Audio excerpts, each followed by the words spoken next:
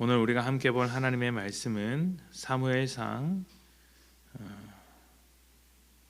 25장 26절부터 28절입니다. 사무엘상 25장 26절부터 28절입니다.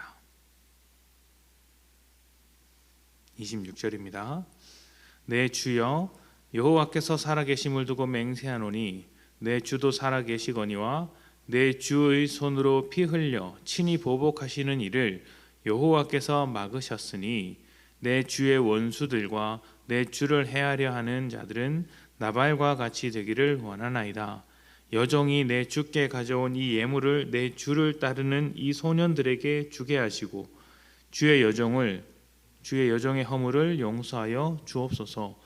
여호와께서 반드시 내 주를 위하여 든든히 집을 세우시리니 이는 내 주께서 여호와의 싸움을 싸우시며 내 주의 일생에 내 주에게서 악한 일을 찾을 수 없음이니이다. 아멘. 사무엘이 죽은 뒤에 입장이 곤란해진 다윗은 굉장한 불안감을 느꼈습니다. 삶을 지탱해 주던 기둥 같은 존재인 사무엘의 부재는 생각보다 심각했고 사무엘을 통해 주신 하나님의 약속마저도 잃어버리게 되었습니다. 다윗에게 남은 것은 쫓기는 상황, 불안한 미래였고 또 원수와 같은 사울의 끝없는 추격만 가득했습니다.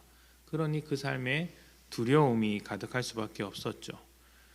두려움이 가득한 자들은 아주 민감하게 반응을 합니다.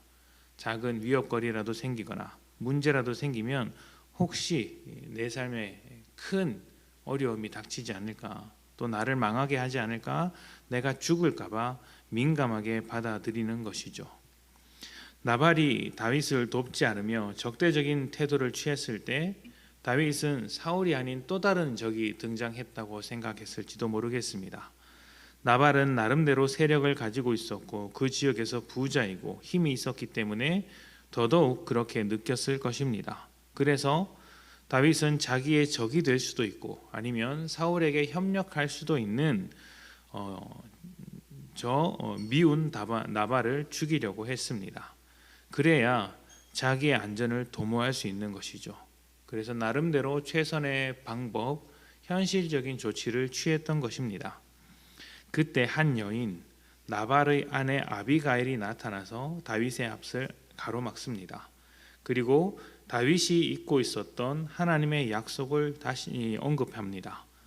다윗은 전혀 기억하지 못했고 나발은 알지 못했거나 알았더라도 신경 쓰지 않았던 하나님의 그 약속을 다윗의 대적인 아내로부터 듣게 된 것입니다.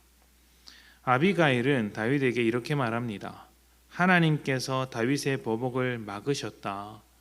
하나님께서 다윗의 인생을 만들어가고 계시니 피 흘리지 않기를 원한다. 이렇게 말입니다.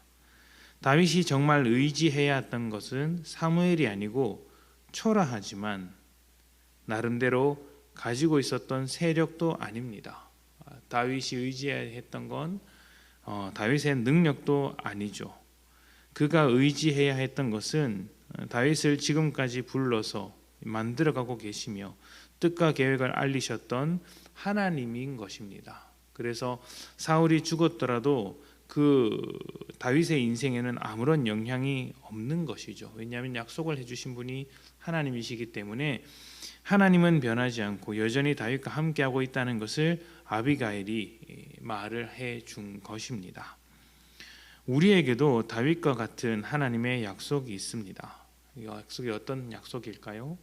개인적인 약속, 받은 약속도 있겠지만 그 무엇보다 내가 너와 항상 함께 하겠다라는 약속이 있고 또 하나님의 자녀가 되었다라는 변치 않는 약속이 있습니다. 우리 신분에 대한 확실한 보장이 있죠.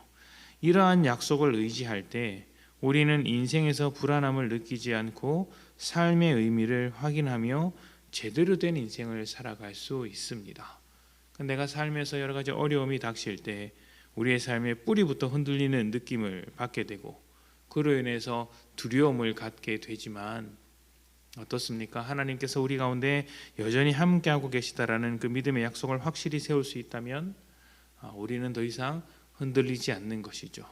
성경에는 여러 가지 말씀이 있지만 그 중에서 항상 기뻐하라, 쉬지 말고 기도하라, 범사에 감사하라, 이런 유명한 말씀이 있습니다.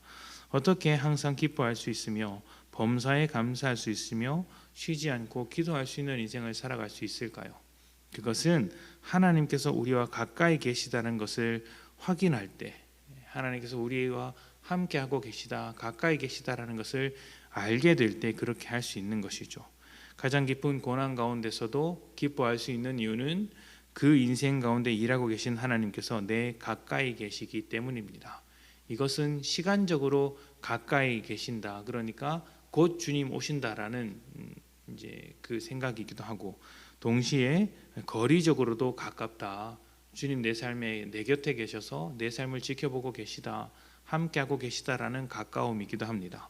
그렇게 가깝기 때문에 항상 기뻐하고 범사에 감사할 수 있는 것이죠.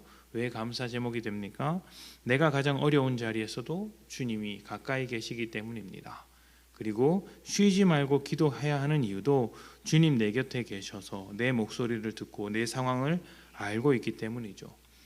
이러한 약속을 기억하는 사람은 늘 주님과 동행하면서 삶이 흔들리지 않습니다. 그러나 이러한 약속을 잊어버리게 되는 사람은 아주 작은 고난 앞에서도 그 삶이 뿌리채 흔들리게 된다는 것을 우리가 확실히 기억할 수 있어야 합니다. 그러니 오늘 하루를 살아가면서 무엇을 의지해야 하는지를 꼭 기억하십시오. 다윗이 잘못된 행동을 할 때, 그릇 행할 때, 하나님의 왕으로서의 모습을 보여주지 못했을 때 그 모습을 막아주시며 지켜주셨던 은혜로우신 하나님의 약속이 오늘 우리에게도 넘칩니다. 우리 인생의 의미가 되고 힘이 되어주는 것이죠.